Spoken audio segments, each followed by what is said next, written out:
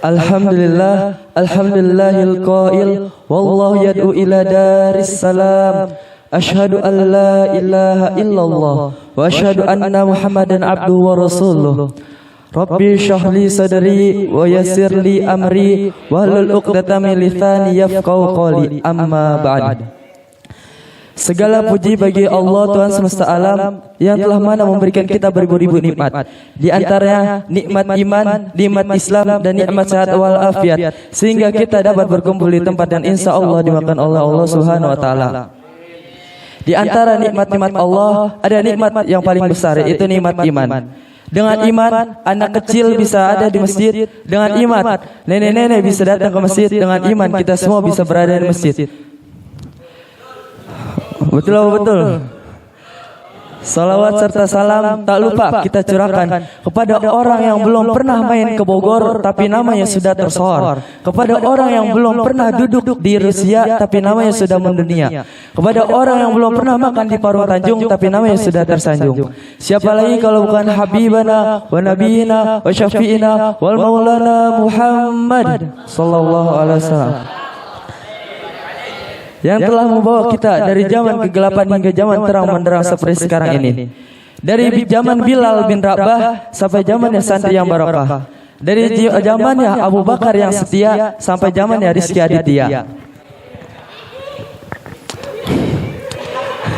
Di dalam kitab Jami'us Sahih yang dikarang oleh Al-Imam Bukhari, salah satu hadisnya yaitu manisnya iman, yang berbunyi Thalathun man kunna fihi wa jalahatul iman ayakunna Allah ayuhibbu mar'a la ayakunna Allah ahabba ilaihi mimma siwahuma wa ayuhibbu mar'a la yuhibbu illa lillah wa ayakrahu ayauda fil kufi bada'an anqadhahu Allah minhu kama yulqa finnar.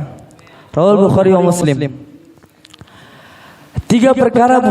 Tiga perkara, Bu, calon ibu, bapak-bapak, calon bapak-bapak. Tiga perkara, jika terdapat di dalam seorang Islam, jika terdapat di dalam seorang Muslim, maka ia akan mendapatkan manisnya keimanan. Nih, sebelum ngomongin tentang materi ini, Bapak, Ibu, calon bapak, calon ibu, ada yang tahu nggak apa yang manis-manis dan apa yang manis? Kalau yang manis-manis itu tiga perkara yang akan saya bahas hari ini. Kalau yang manis itu yang lagi kultum.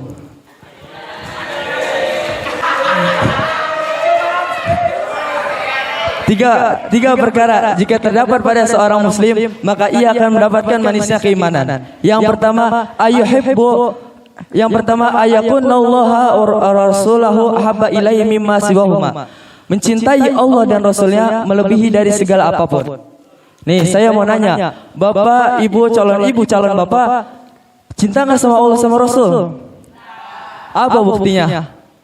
Kalau Ibu, Bapak, calon Ibu, calon Bapak cinta sama Allah dan Rasulnya, kalau cinta sama Allah perbanyak zikir, Pak. Perbanyak zikir, perbanyak ibadah, taat kepada Allah, takwa kepada Allah. Kalau Ibu, Bapak, calon Ibu, calon Bapak cinta kepada Rasul, maka berbanyak selawat dan ikuti sunnah-sunnah Rasul. Seperti yang guru saya pernah ajarkan di dalam kitab Shawbul Iman yang dikarang oleh Syekh Al-Qusini, bait ke-8 dan bait ke-9. Ayo nih, biasanya wajah saya tuh yang udah berapa? Wahbub ila qahaf alima iqabihi walirahmatil jutawakalan ya muslimu. Cintailah Tuhanmu, takut akan siksanya, harapkan rahmatnya, tawakal kepadanya. Wahbub Nabi kathuma azim qadrahu wa bukhal bidinika ma yuraikum athamu. Cintailah nabimu, derajatnya jangan kau tukar agama dengan pangkat dan harta. Tuh Pak, calon ibu, calon bapak, misalnya kita cinta sama Allah, cinta sama Rasul, berarti kita beriman kepada Allah dan Rasulnya. Bahkan ada satu kisah ketika itu Umar bin Khattab radhiyallahu anhu bertanya kepada Rasulullah, "Ya Rasulullah, aku mencintaimu melebihi dari diriku. Ya Rasulullah, aku mencintaimu melebihi dari segala apapun, kecuali diriku sendiri." Maka Rasulullah SAW bersabda, "Wahai Umar, seseorang muslim belum sempurna keimanannya kecuali ia mencintai diriku melebihi dari dirinya sendiri." Maka Umar bin Khattab berkata lagi, "Ya Rasulullah, aku sekarang mencintaimu melebihi dari diriku sendiri." Rasulullah SAW menjawab, "Sekarang ya Umar." Para ulama berpendapat ya yang dimaksud oleh Rasulullah SAW yakni ya keimanan Umar bin Khattab telah sempurna. Yang kedua, Pak, Bu, calon bapak, calon ibu. Yang kedua, ayuhibbu mar'a la yuhibbu illa lillah. Mencintai seseorang semata-mata karena Allah. Ilok zaman sekarang mah, ya ilok kalau kata bahasa Bekasi mah ilok. Zaman sekarang mah ilok, cinta karena Allah. Kebanyakan sekarang cinta-cintaan, cinta PHP. Cinta PHP. Contohnya nih sekarang. Ada yang orang Jakarta ada. Ada orang Jaksel ada. Misalnya namanya Sukijem sama Supri. Nih. Sukijem, misalnya Sukijem. Jangan. Misalnya Sukijem sama Sukepret. Nah, Sukijem sama Sukepret. Kalau lagi berdua-duaan pacaran sampai ada lagunya. Lagunya. Pacaran, berduaan di perempatan, ketemu sama mantan, mukanya kayak setan. Padahal udah jelas dalilnya di dalam surat Al-Isra ayat 32 di sebelah kanan baris ke-6 dari atas dan baris ke-9 dari bawah. Itu a'udzubillahi minasyaitonirrajim wala taqrabuz zina, dan janganlah kalian mendekati zina. Kenapa jangan mendekati zina? Innahu kana fahisyah, karena itu adalah perbuatan yang keji. Wasa as-sabila, dan suatu jalan yang buruk. Udah jelas tuh, jangan deketin zina. Deketinnya aja nggak boleh, apalagi ngakuinnya. Terus kan udah jelas kalau cinta sama Allah contohnya.